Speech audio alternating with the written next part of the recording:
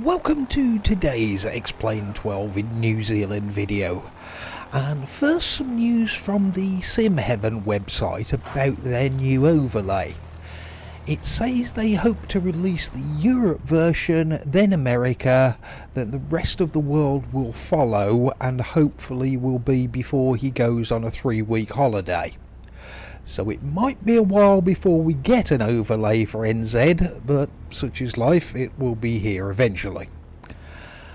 Moving on to water, I've had a look at the transition to and from the land with the Lindemann Ortho, and it's basically the same as it was in XP11. As far as I understand it with Ortho, the land data simply stops at the water's edge. So it's basically a cliff to fall off into the new 3D water.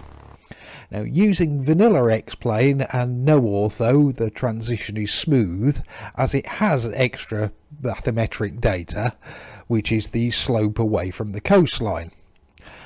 I know people are looking to see if the old Ortho can be fixed, but if it can be, then I still don't know if we'll get a new Lindemann version for New Zealand. He hasn't shown up on his own blog for over 2 years, so I'm not holding my breath. But at least the water is in the right place with Lindemann. Some people are having massive problems, such as the Spain UHD and its huge cliff faces.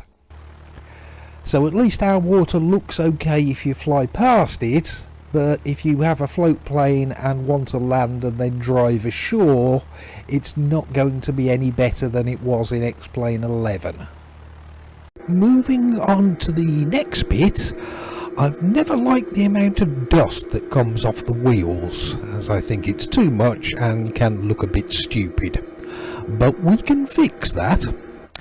Go to the Developer tab, Show Particle System Browser, double click on the PSS one, and then you can click the red dot on that first window to close it. But never click the red dot on the second window, although you can drag and expand it.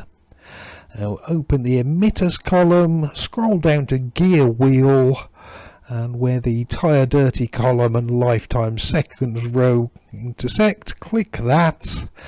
Then these 6 numbers, change them to, you can see on the screen, 0.0, 0.2, 0.4, 0.2, 0.2, 0.4.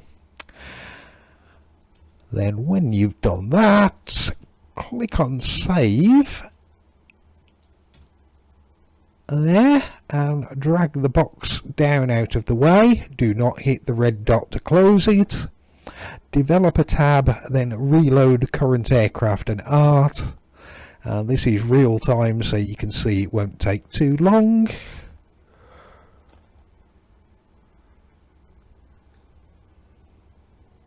There we go. Yeah, just a minute as everything is off, so let's just stop first. Then Control Shift and E for a quick engine restart again.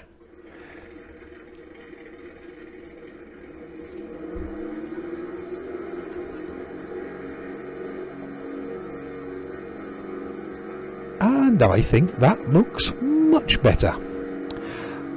So this change will get overwritten each time X-Plane updates, but I would advise that you do let it overwrite.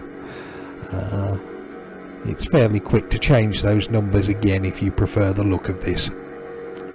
So with that done, go to File and quit X-Plane from there, and the changes will be saved next time you load it. However, if you didn't listen to me and tried to click the red dot on this window, I get a pop-up where I've tried clicking things and waiting, but nothing happens. So I'm guessing X-Plane has now crashed.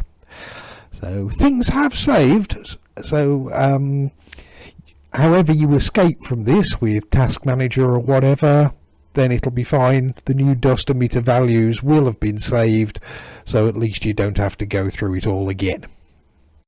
That's it for today then. So until next time, don't click the red dot!